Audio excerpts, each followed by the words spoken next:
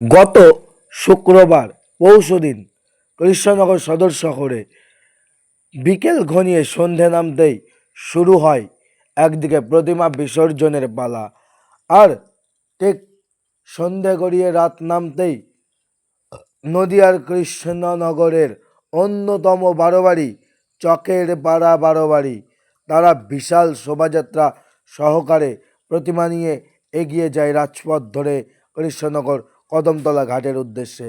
এবং কদমতলা ঘাটের দিকে পৌঁছতেই কৃষ্ণনগর চকের পাড়া বারোয়ারি তাদের প্রতিমা একদিকে নামিয়ে রেখে গহনা খুলতে গেলে মায়ের গা থেকে সেই সময় পুজো কমিটির সাথে শুরু হয় পুলিশ প্রশাসনের বচসা, আর সেই বচসায় গিয়ে পৌঁছয় চরম উত্তেজনায়, সৃষ্টি হয় আতঙ্ক এবং সৃষ্টি হয় উত্তেজনা।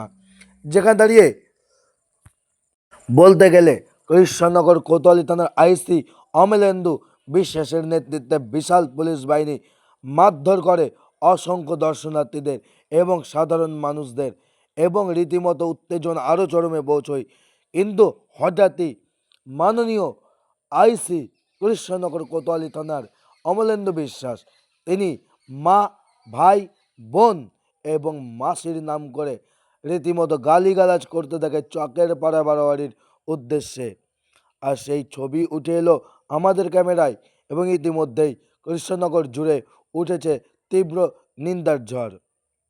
এই জগদ্ধাত্রী পূজাতেও আমাদের এখানটাও এবার যে অপ্রীতিকর ঘটনা বলবো আমি ঘটেছে, সেটা পুলিশ, আমাদের রাজ্যের মুখ্যমন্ত্রী পুলিশ মন্ত্রী, আমার মনে হচ্ছে তারই নির্দেশে, তিনারই নির্দেশে এইরকম একের পর এক হিন্দু যে উৎসবগুলি হচ্ছে সেই উৎসবের একের পর এক আঘাত হানা হচ্ছে।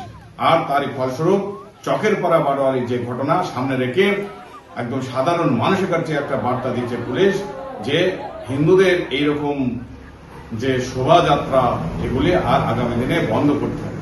তাই আমরা অবিলম্বে প্রতিবাদ করছি এবং আশা করব যে এইরকম সাধারণ মানুষ এটাকে দেখেছে এবং আগামী দিনে তারা জবাব দেবে।